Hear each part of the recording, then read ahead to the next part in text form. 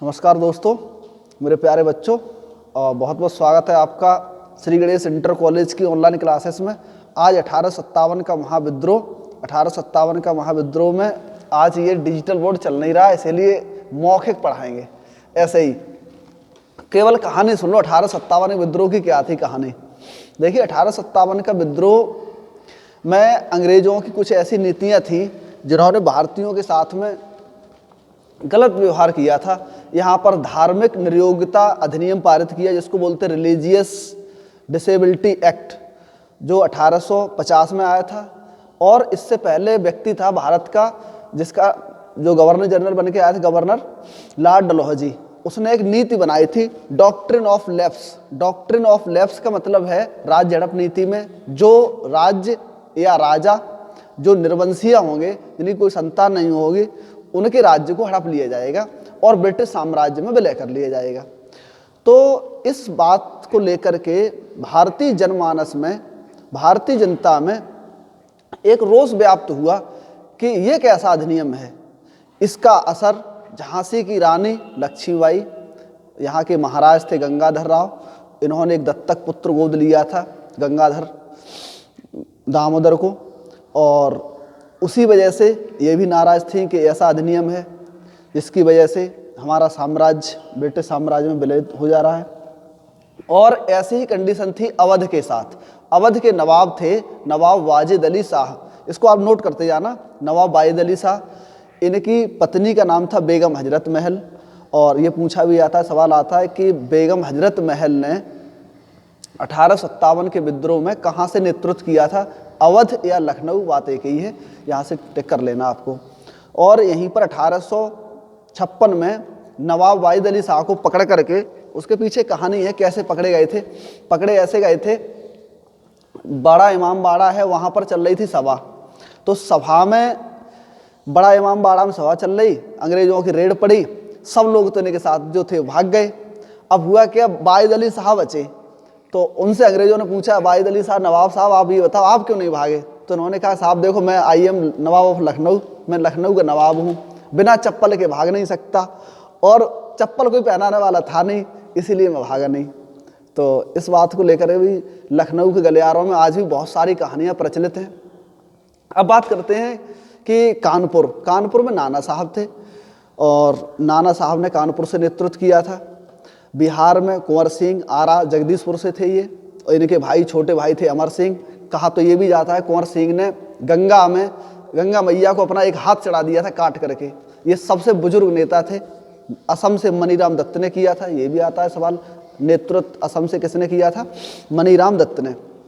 अब सवाल आए गोरखपुर से किसने किया। गोरखपुर में गा तो गजोधर में गा, तो गोरखपुर से जी ऐसे याद रख लो, गजोधर सिंह ने गोरखपुर से किया था। मेरठ से किसने नेतृत्व किया, कदम सिंह ने किया है। और मथुरा में देवी देवता बहुत ज़्यादा है, इसका मतलब है मथुरा से देवी सिंह ने किया था, चौधरी देवी सिंह ने किया था। और इसके 1857 के महाविद्रोह का प्रतीक चिन्ह क्या था। नॉर्थ इंडिया में था कमल और रोटी, और साउथ इंडिया में था कमल और नारियल और रोटी था। लिख लेना, इसका नोट कर लेना बच्चों। और यहाँ पर पूछ ले कि अंग्रेजों को कितनी तनख्वाह मिलती थी। सिपाही को 1106 रुपये और भारतीय को 156 रुपये मिलते थे। ये भी तात्कालिक कार्ड था 1857 के विद्रोह का। दूसरा कार्ड ये था कि चर्बी युक्त कारतूस थे, जो हिंदुओं के लिए गाय की चर्बी और मुसलमानों के लिए सूअर की चर्बी वर्जित है, तो उससे धर्म में उनकी छेड़छाड़ हो रही थी, इसलिए भी तात्कालिक विरोध था इसका। यहाँ पर एक राइफल थी 1856 में लॉर्ड डलहौजी के समय में, जिसका नाम था ब्राउन बेस के स्थान पर रॉयल एनफील्ड या एनफील्ड राइफल को शामिल किया गया था 1856 में। डेट पूछता है कि एनफील्ड राइफल को ब्राउन बेस के स्थान पर कब शामिल किया गया, तो 1856 इसका सही आंसर टिक करना है। और इसमें दिल्ली से नेतृत्व किसने किया, बहादुर शाह जफर। बहादुर शाह जफर जो था, उसकी पत्नी का नाम पूछा गया है, उसकी पत्नी का नाम था जीनत महल। और जीनत महल ने ही हडसन को ये खबर दी थी कि हमारा पति बहादुर शाह जफर ये तखत के नीचे घुसा हुआ है, इसको पकड़ लो। तो हडसन जब गया था तो उसने एक शायरी कही थी, दम दमे में दम नहीं अब खैर मांगो जान की, ए जफर ठंडी पड़ी शमशीर हिंदुस्तान की। अब उसने इतनी बात सुनी, वो भी बहुत बड़ा शायर था। उसने क्या कहा, उसने कहा गाजियों में बू रहेगी जब तलक ईमान की, तख्ते लंदन तक चलेगी तेग हिंदुस्तान की। और इतनी कहकर निकल आया कि आई एम हियर जफर।